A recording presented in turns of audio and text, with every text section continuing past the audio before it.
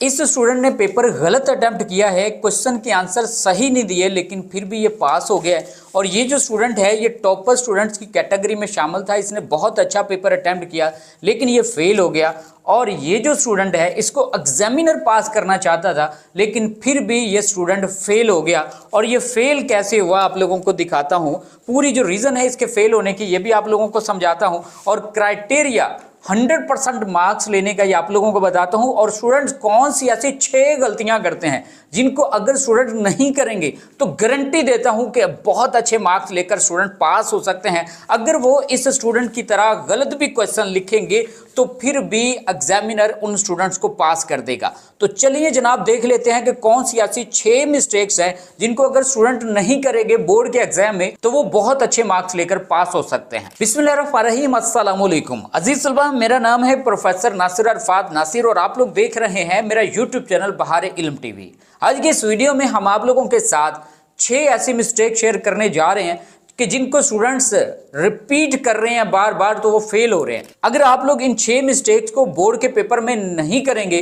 तो मैं आप लोगों को गारंटी देता हूं कि आप लोग गलत सवाल भी लिखेंगे तो फिर भी आप लोग अच्छे नंबरों से पास हो सकते हैं। जैसे ये जो स्टूडेंट है इसने बोर्ड के एग्जाम में गलत लिखा और अच्छे मार्क्स से ये पास हो चुका। और मैं ये नहीं कह रहा कि आप लोगों ने गलत ही लिखना है, बिलफर्ज आप लोगों को सवाल आता था, जैसे आप लोग पेपर में बैठे आप लोगों को सवाल भूल गया तो आप लोगों ने गलत लिख देना है। बजाय कि ये जो स्टूडेंट है इसने क्वेश्चन के ऊपर हेडिंग दी है और नीचे आंसर नहीं लिखा, अगर ये कुछ ना कुछ लिख देता तो हो सकता है कि एग्जामिनर जो है उसको जल्दी हो और वो जल्दी से टिक कर दे, आप लोग पास हो जाएं। आप लोगों ने कुछ ना लिखने से कुछ लिखना बेहतर है, कुछ ना कुछ लिख देना है। आप लोग गलत लिख दें लेकिन लिखना जरूरी है। मैं आप लोगों को पहले भी एक वीडियो में बता चुका हूं कि बोर्ड के पेपर चेकर कैसे पेपर चेक करते हैं। वो वीडियो अगर आप लोग देखना चाहते हैं इस वीडियो को कमेंट्स बॉक्स में जाएं या इस वीडियो के डिस्क्रिप्शन में जाएं, आप लोगों के होश उड़ जाएंगे कि गलत पेपर चेकर कैसे चेक करते हैं।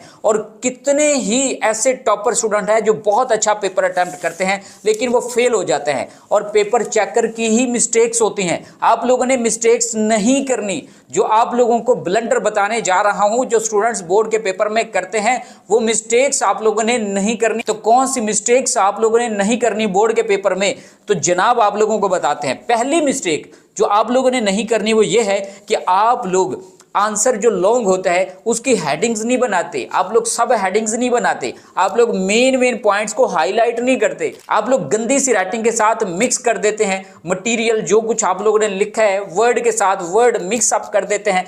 ऐसा आप लोगों ने नहीं करना। एक लाइन में आप लोगों के कम अज कम 5 और ज्यादा से ज्यादा 7 वर्ड्स होने चाहिए, इससे ज्यादा आप लोगों ने नहीं लिखना। और दोनों साइडों पे आप लोगों ने हाशिए लगाने हैं, हाशिए के अंदर आप लोगों ने सब कुछ लिखना है। लॉन्ग क्वेश्चन में जो आप लोगों की हेडिंग्स हैं वो आप लोग मार्कर के साथ हेडिंग्स दें और सब हेडिंग्स को भी मार्कर के साथ हाईलाइट करें, और जो आप लोगों का मेन पॉइंट है लॉन्ग क्वेश्चन के अंदर उसको भी हाईलाइट आप लोग कर दें। आप लोगों को बिलफर्ज सही सवाल नहीं आता, मतलब सवाल का आंसर सही करेक्ट आप लोगों को वर्ड टू वर्ड नहीं आता। इस तरीके से आप लोग मेन वर्ड्स को हाईलाइट कर दिए और अंदर जो कुछ आप लोगों ने लिखा है उसमें तकरीबन 50% रॉन्ग 50% सही, तो आप लोगों का सवाल का जो आंसर है 100% करेक्ट हो सकता है। पहले भी बता चुका हूं कि पेपर चेकर के पास इतना टाइम नहीं होता कि आप लोगों के एक एक वर्ड को वो पढ़े, सिर्फ आप लोगों ने अपनी पेपर प्रेजेंटेशन पर ध्यान देना है। अगर आप लोग इन चीजों पर ध्यान देंगे तो गारंटी है कि आप लोग पहले पॉइंट के बाद अच्छे नंबर ले सकते हैं।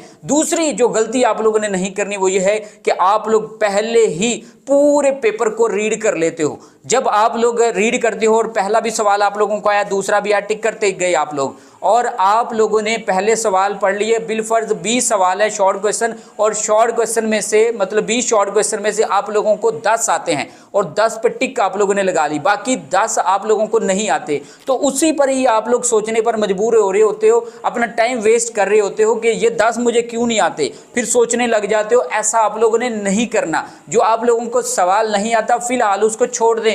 आप लोग जो सवाल आप लोगों को आते हैं उन सवालों को अटेम्प्ट करें। जो इजी है सबसे पहले उनको लिखें, जो मुश्किल है जो आप लोगों को नहीं सही आते उनको एंड पे लेके जाएं। हो सकता है आधे घंटे बाद आप लोगों के जहन में वो सारी की सारी चीज़ें आ जाएं जो आप लोगों को भूल चुकी हैं। तो सबसे पहला काम आप लोगों ने ये करना है कि जैसे ही आप लोग एग्जाम में बैठें तो आप लोगों ने पेपर को रीड करना है। जो सवाल आप लोगों को आते हैं ये नहीं है कि लॉन्ग लिखना बैठ जाए, पहले शॉर्ट क्वेश्चन जो आप लोगों को सही आते हैं उनको अटेम्प्ट करें, उसके बाद आप लोग मुश्किल की तरफ जाएं और एंड पर आप लोगों ने लॉन्ग क्वेश्चन अटेम्प्ट करने हैं, पहले शॉर्ट क्वेश्चन अटेम्प्ट करने हैं। तीसरे नंबर पे जो गलती आप लोग करते हैं, जो आप लोगों को नहीं करनी चाहिए, वो ये है कि आप लोगों ने एग्जाम से पहले स्टडी नहीं करना। ये नहीं है कि आप लोग एग्जाम से 2 दिन पहले स्टडी करना छोड़ दें। मतलब इसका यह है कि जैसे आप लोगों का एग्जाम स्टार्ट हो तो 1 घंटा आप लोगों ने पहले अपने दिमाग को फ्रेश करना है, माइंड को आप लोगों ने सेट करना है और पूरी रात आप लोगों ने बैठकर स्टडी नहीं करते रहना। कम से कम 8 घंटे माइंड को फ्रेश आप लोगों ने होने देना है।